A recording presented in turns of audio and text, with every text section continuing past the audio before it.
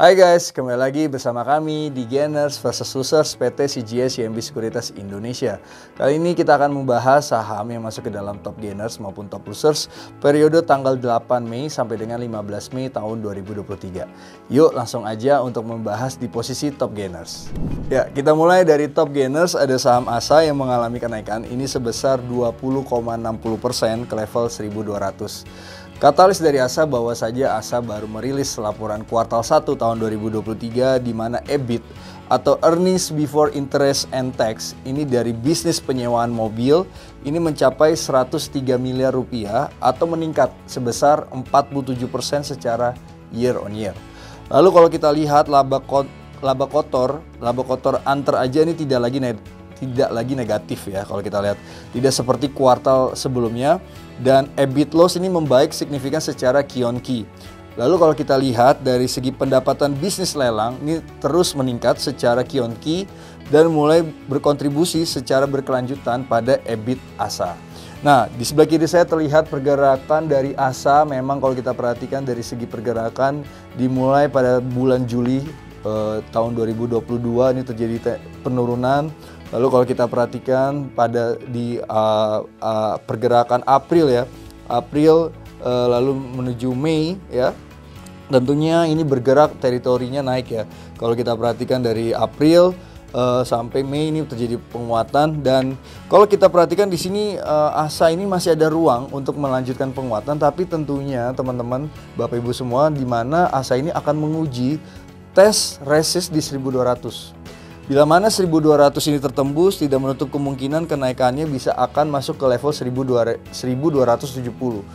Dan break 1270 ini potensi kenaikan di 1360 atau 1370 ini ada ruang di sana. Jadi kalau kita perhatikan range untuk 1360 dan 1370 ada resisten ketiga di sana, tapi ada catatan. Yang pertama harus ngebreak 1200, lalu juga harus ngebreak resisten kedua di 1270. Dan tentunya closing pada tanggal 15 Mei ini masih berada di resisten 1200. Nah, bagaimana kalau misalnya 1200 tidak tertembus? Potensi untuk kembali swing ini akan terbuka, di mana support pertama di ASA ini akan mengalami penurunan. Kalau kita perhatikan, kalau 1200 ya tidak tertembus, dia akan swing ke level support pertama di 1150 dan support kedua di 1050. Harapannya 1150 dan 1050 kalau kuat sebagai support tersebut, potensi untuk kembali lagi naik ini cukup terbuka dengan resisten yang tadi saya sudah utarakan. Demikian untuk saham ASA. Di posisi top losers periode tanggal 8 Mei sampai dengan 15 Mei tahun 2023 ada saham BBKP yang mengalami penurunan ini sebesar 8,11% ke level 102. Kalau kita perhatikan berita-berita terkait BBKP bahwa BBKP ini berencana menambahkan modal ini sekitar 12 triliun rupiah melalui right issue, dan ini telah mendapatkan pernyataan efektif dari Otoritas Jasa Keuangan atau OJK.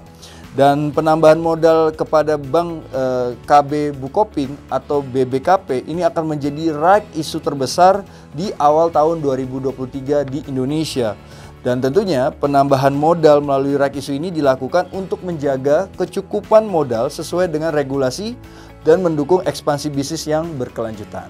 Nah, di sebelah kiri saya terlihat pergerakan BBKP yang tendensinya mengalami pelemahan ya pada tahun lalu kalau kita perhatikan, dan ternyata ini setelah melewati fase awal tahun memang pergerakannya cenderung naik ya, habis itu turun lagi gitu. Dan ini kalau kita perhatikan di tahun 2023 pergerakannya lebih ke arah sideways, berbanding terbalik pada saat di tahun lalu 2022 pada fase September, Oktober, November kita lihat pergerakannya cenderung melemah.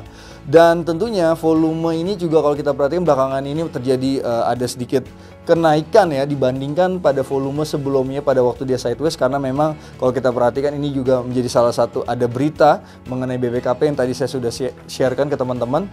Dan tentunya kalau kita perhatikan ini pergerakannya juga RSI-nya juga masih terlihat di tengah-tengah ya, belum ke arah overbought maupun oversold. Dan kalau kita perhatikan memang pada pergerakan di tanggal 15 Mei ini memang kalau kita perhatikan sudah berada di teritori 102. Tentu dia akan menguji, ini ada dua support. Yang pertama adalah support 100 dan juga support 97. Bila mana kedua support itu cukup kuat untuk tidak dilewati oleh candle, dan tentunya candle yang masih di atas dari kedua support tersebut, potensinya masih ada ruang rebound ya untuk short termnya, di mana resistennya itu di level 104 ya, 2 poin di atas harga pasar sekarang, dan ketika 104 tertembus, ini potensi kenaikan bisa ke 110 gitu ya. Jadi teman-teman bisa perhatikan secara short term, karena ini tentunya volumenya baru bergerak ya. Kita harus menguji dari